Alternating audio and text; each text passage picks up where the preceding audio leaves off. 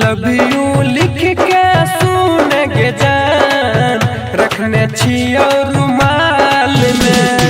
Love you लिख के सुन के जान रखने छियो रुमाल में। शिमला के तोरा टूर करैबो, शिमला के तोरा टूर करैबो अब की नया साल में। लव यू लिख के सुन के जान रखने छियो रुमाल में। लव यू लिख के सुन के जान रखने छियो रुमाल में। लव यू लिख के सुन के जान रखने छियो रुमाल में। लव यू लिख के सुन के जान।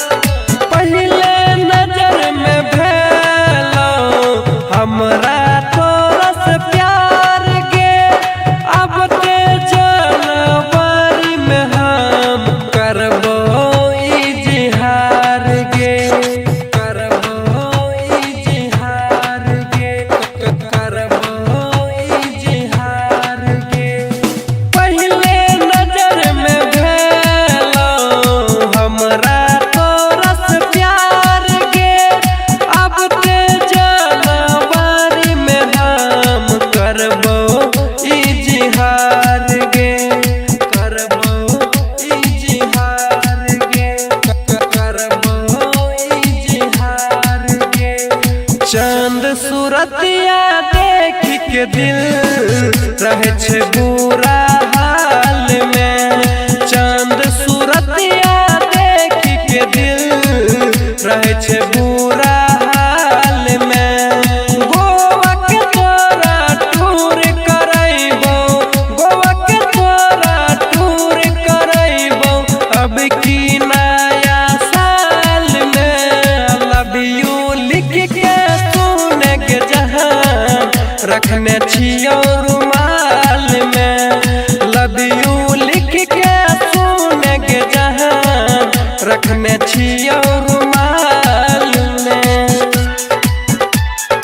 लव यू लिख के सुन के जान रखने छियो रुमाल में।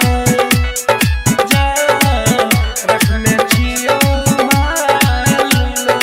2021 के करबो जौन 20 गे, सोचे कहे छियो जान करबो प्यार के किस गे, करबो प्यार के किस गे, करबो प्यार के किस गे।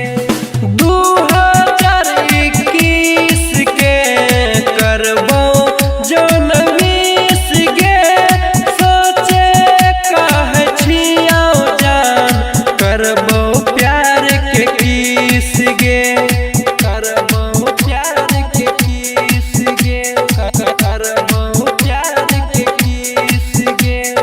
राइटर जी तू फसलोगे जान तोहर हिरन के चाल में। मुना मुन बिहारी फसलोगे जान तोहर हिरन के चाल में। शिमला के तोरा टूर करैबो, शिमला के तोरा टूर करैबो अब की नया साल में। लव यू लिख के सुन के जान रखने छियो रुमाल में। लव यू लिख के सुन के जान रखने छियो